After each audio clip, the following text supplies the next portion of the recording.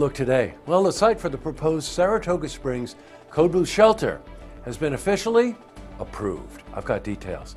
Plus, Saratoga County Prosperity Partnership has announced its first ever private sector chairman. We met him. More on that coming up. And Saratoga Arts is opening its All-Stars art exhibition. It features the work of high school students. We've got those details. All ahead on Look Today.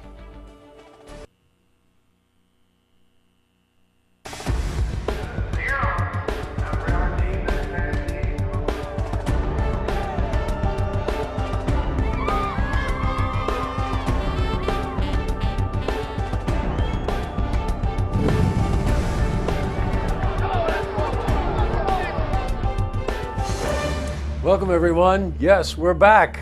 Or as Andrew just reminded me though, we're not exactly sure what works and doesn't work, so bear with us, but we're back. And I am J. Hood Jackson, and this is Look Today.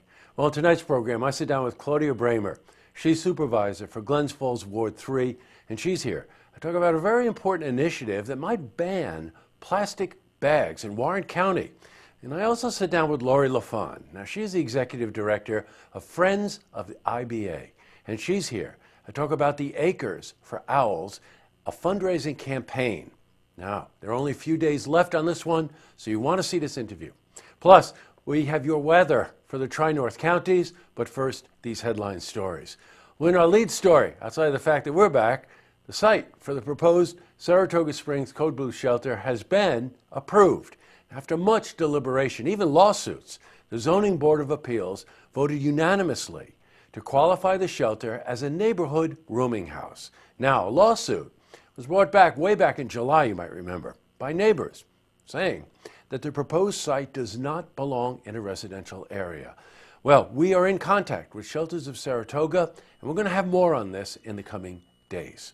In other news, well, the Saratoga County Prosperity Partnership has made a bold move. They announced first ever private sector chairman. Kevin Headley will be in charge of business development throughout the county and also responsible for fostering relationships with other agencies. Now, we spoke to Kevin about his previous experience and how this will translate to his new work assignment.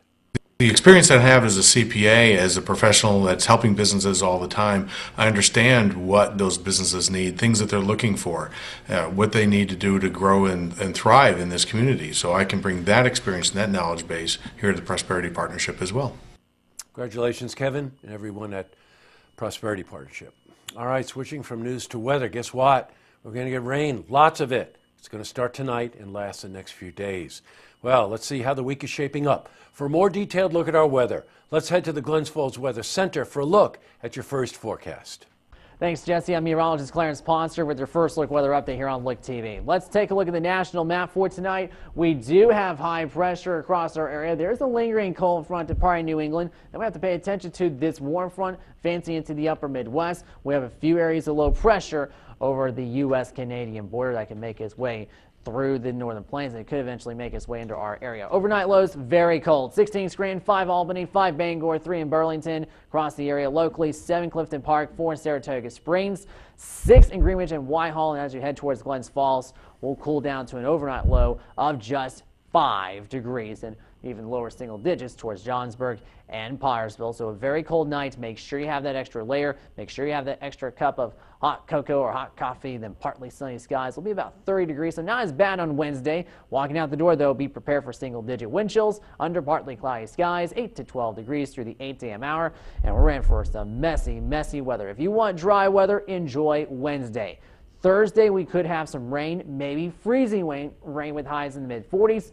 Then a likely chance of showers, but warmer though, 51. But after a cold front comes through, we're back in the 30s for highs with a likely chance of snow with some accumulations likely. So we'll keep you posted on any details in the forecast as we get closer. We'll cool down to 13 for Saturday night, 21 on Sunday with a slight chance of snow, winds out of the east. So be prepared for messy weather across the Glens Falls area. And that was your first look weather update. I'm meteorologist Clarence Ponster. Now I send it back to you, Jesse. Thanks very much, Clarence. Hey, it looks like that rain's not going to start till Thursday, by the way. How about 51 degrees on Friday? That's only a 70-degree swing from the low on Saturday night.